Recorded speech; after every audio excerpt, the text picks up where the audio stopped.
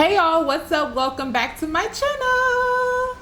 As you can see from the thumbnail and the title, I will be teaching you some do's and don'ts when it comes to doing your makeup. So get your notebook, get your pen. I have mine. I have wrote down all of these important tips down so that I won't miss a thing.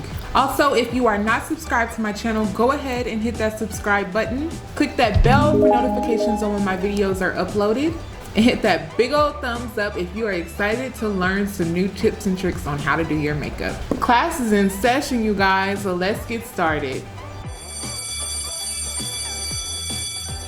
When you're doing your brows, you really want your brows to look natural. So if you have brows, I don't have a lot, but if you have brows, you want to make sure you stick to your natural shape. You can always make them thicker if you like, but sticking to the natural shape makes them look even better. So I'm going to go in with a brown pencil. My original hair color is dark brown. So what I like to do is go in with a lighter brown first to fill it in. And when I say fill in, I mean I'm just filling in like this where there is not a lot of hair or where it looks patchy. I'm not creating my shape just yet. I'm just filling it in to make it look like my brows are actually more thicker than what they really are. After I feel like I've filled them in good enough, we're gonna start creating the shape. So I'm gonna start the shape about right here. I wanna keep it with the natural shape that it already has. So now that I have exactly the filled in brow that I need, as you can see, it's lighter than my original hair color. So now I'm gonna go with the original color of my hair, which is a dark brown, and I'm going to define the brow. So I'm taking a line from the bottom and I'm using very small like strokes so that it looks like hair, doesn't look like I just drew a line. And I'm taking that on top and then just go back in and diffuse those lines out. And then I just make the tail a little bit darker to get it exactly how I want. And that is how you do a perfect brow. So I never start my brows right from the tip of the brow. If you start from the tip, you automatically have started creating a box brow. I'm also going in with the darker shade first instead of the lighter one. And I'm drawing in my shape. And then I'm going to start filling in the brow with this darker shade as well. So there's no gradients in this brow. It's all one color. That's not how your natural brows are. It actually starts lighter, darker, not in color, but just how the brows are. It's not as much hair for me. It's not as much hair on the inside as it is on the tail of the brow. So it has no gradients. It's all one shape. I've started from the inner part of the brow, and I'm literally just coloring the brow in. I'm just coloring it in. And I'm using a very heavy hand. I'm not using hair-like strokes. I'm just coloring it in.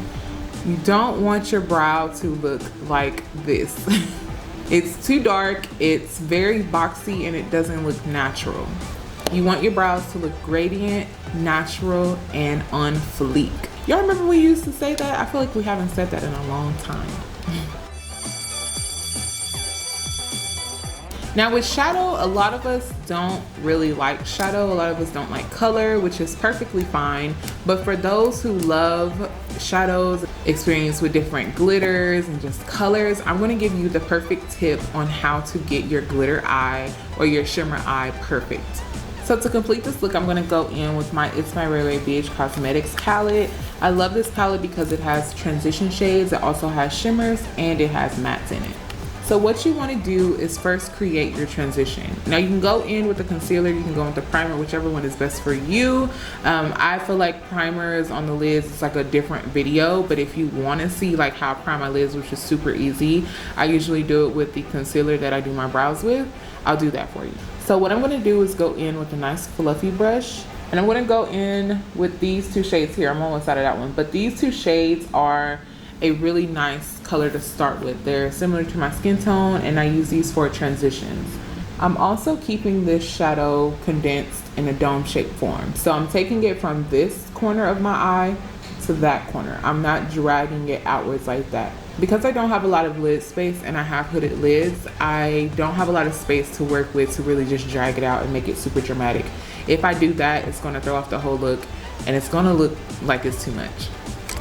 All right, so now I'm gonna teach you what not to do when it comes to doing eyeshadow in the crease. First, I'm gonna go in with this dark brown shade, which is the shade Midnight from this palette. And I'm taking a big fluffy brush, and I'm starting right up here, which is above the natural crease. I'm also dragging it out past the brow because that's just how you see a lot of it being done, like online. And I also want you to pay attention on how dark that is. That would not be a transition color to start with. It's way too dark. You want to start with a shadow that's similar to your skin tone, and then you could work your way up to this darker one. But if you go in with a darker one that's darker than your skin tone, it's going to look a mess, and it's going to be way too hard to blend on top of once you start to use other colors. So it's important to use a shade that is similar to skin tone, or this can get real out of control real fast. Now when it comes to shimmers, I like to use a flat dense brush to apply my shimmers. And I just like to apply the shimmer right below the crease area. Now if you're doing a cut crease, it's perfectly fine to take that shimmer up in the crease more. What you don't want to do when it comes to shimmers is blend shimmers in the crease with a blending brush like this. And this is why. And I'm blending it in the crease.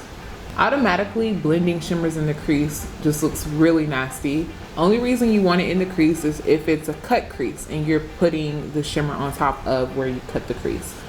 But you never just want to blend out a shimmer in your crease.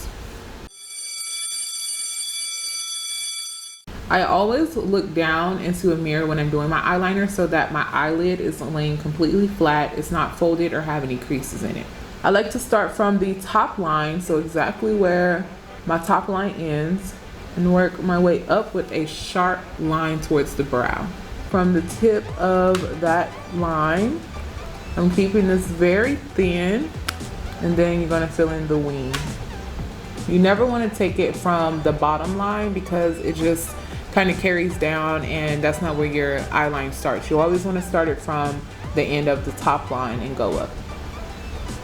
Now if you ever want it to be thicker, as you can see that's a little thin, it has like a gap right there. If you ever want it to be thicker, always add from the wing, and that's how you get the perfect wing for your eye. Now what you don't want to do when it comes to your liner is look straight ahead. If you're looking straight ahead, as you can see, my eye is folded and it's creased. And I start from the bottom. It just gets really messy in that crease. Now let's say that's not thick enough and you want it a little bit thicker. The reason you don't want to add from the lash line is because if it's too thick, it's gonna be harder to fix. So let's say I want it to be thicker and I go on and add more. Now the eyeliner has completely taken over my full eyelid. And because I was looking straight ahead, throughout the day, as it dries, it's gonna have like little marks and streaks in it because it's drying in a crease and a folded lid. So it's always important to look down. Okay, now tips from the lash queen. Y'all know I love my lashes. I've been putting on lashes since I was a senior in high school. Shout out to Brenna. And you want to first measure them and make sure they're not too long or too short. So I'm putting on a nice generous amount of glue, and I'm blowing the lash to make the glue dry a little faster. You want that glue to be tacky so that once you place the lash, it stays exactly where it needs to stay. After that glue gets a little dry and tacky, you want to look down into a mirror so that you can place it right on the lash line. What you don't want to do with your lashes is apply your glue and apply it with the glue wet. That's the worst thing you could do because you're not going to have any control over the lash. I'm also looking straight ahead so I don't have access to my full lid because it is folded, and I'm just putting that lash right on top. So now we have a lash that's sliding. It won't let me sit it where it needs to be because the glue is still wet, and because I'm not looking down, the lash is not even sitting all the way on my lid. Like, it's just sitting on top of my lid. I've taught you how to do transition. I've even taught you how to do shimmer. It will be the same with glitter. You never want to take glitter just like right in the crease. You always want to start on the lower lash line and work your way up. You could even go darker with the transition. Just always start with the shade that is similar to your skin tone so that you can build it. It's like a ladder. You want it to go from light to dark so that it transitions gradually and looks really good. So with foundation, we're always wanting, of course, to have the perfect match. Sometimes you have to mix more than one, but if you use the tips I'm going to teach you, you can also use a shade that may be darker than you. But if you don't know how to match and you need help, I would definitely go to your local beauty store, makeup counter, and get someone to match you. For foundation today, I'm going to go in with the ColourPop Pretty Fresh foundation. This is the shade Dark 157W. I did a full review of this foundation in my last video, so make sure you check that out. This is a very, very good foundation. This foundation first on the cheek area. I always start here because that's where my problem areas are. So if I cover my problem areas first, it allows me to use just enough foundation that I need. Now this foundation is about one shade darker than my face because it is the shade of the rest of my body. And you always want to start with the shade that may be 1 or 2 shades darker because you can always fix that with a concealer. Now if you're a person who only wears foundation and doesn't do like the concealer, the highlight, contour and stuff, definitely get the perfect shade, even if you have to mix them to blend with the rest of your body. But because I use concealers and highlight and contouring, I balance it out with a concealer. I'm not doing it circles, I'm not doing it too hard. I'm doing really nice strokes with the brush. I'm really letting the brush do the work. Now what you don't want to do is go in with a foundation that's way too light. Okay, so now I'm going in with the light too light foundation. This is like literally the color of my face. It's not the color of the rest of my body. Now going in with the lighter foundation always shows up worse than going with the darker one in pictures because it causes flashback and your face is going to look like a ghost compared to the rest of your body. So that's why it's better to go in with the foundation that is darker, not too dark. Like you don't want to do an orange foundation if you're yellow, you know what I'm saying? But you always want to get it as close as possible with a shade that may be 1 or 2 shades darker than the rest of your body. If you are using concealer to cancel out any darkness or hyperpigmentation, you always want to use a shade that has the same undertone as your skin. So I'm going to go in with the LA Girl Pro Pure Beige Concealer. It has a yellow undertone. It's about 2 shades lighter than my natural skin tone. I'm also going to drag it down the sides of my nose just a little. I'm going to create like a little triangle shape. And then you just want to take your beauty blender and blend it in. You want to drag it up, always drag it up, never downward. If you use a really nice natural color that's not too light, it just always looks very natural and well put together. So I'm actually going to use this Lancome concealer. I use this for highlight. After I do this step, I'll go into a little bit of this. But if I go in with this right away, it's going to be way too bright. This is about 4 or 5 shades lighter than me. Way too much of this. You don't even need this much concealer. Concealer is made to fix hyperpigmentation or to conceal any dark marks or problem areas. If you're having to use this much concealer, you need to change concealers because it is definitely supposed to be full coverage. All right, so now I'm just gonna go in and blend that out. It's just flushed out. There's no color in it. No color at all. So to cream contour, I'm going with another LA Girl Pro concealer in the shade Espresso. And I'm just going to place a little bit of this here on the top of the cheekbone. And a little bit on the jawline here. You can use a brush or a sponge, whichever one you desire most. And I'm just going to go in and lightly blend that out. And then when I do the jawline, I'm blending downward into the neck. Always blend downward. so that it fades into the neck area. You don't want to start your contour too low. This is where it looks like I should contour, right? But as you can see over here, I started right on top of the cheekbone. And this concealer is too dark to be going in with way too much product. If I'm going in with too much product, it's just gonna get out of control fast. It's also gonna be very smudgy if it's too dark. And you also want to blend down on the jawline. Never blend up, because if you blend up, let's say you just blend in, you're just going in and blending, you're not really paying attention to blending down. Now this area of the face has become muddy and it does not look clean. So this is what you don't want, and this is what you do want. When setting your face, you want to go in with a nice translucent powder. I'm going to be using the translucent powder by Mented Cosmetics in the shade Light Tan.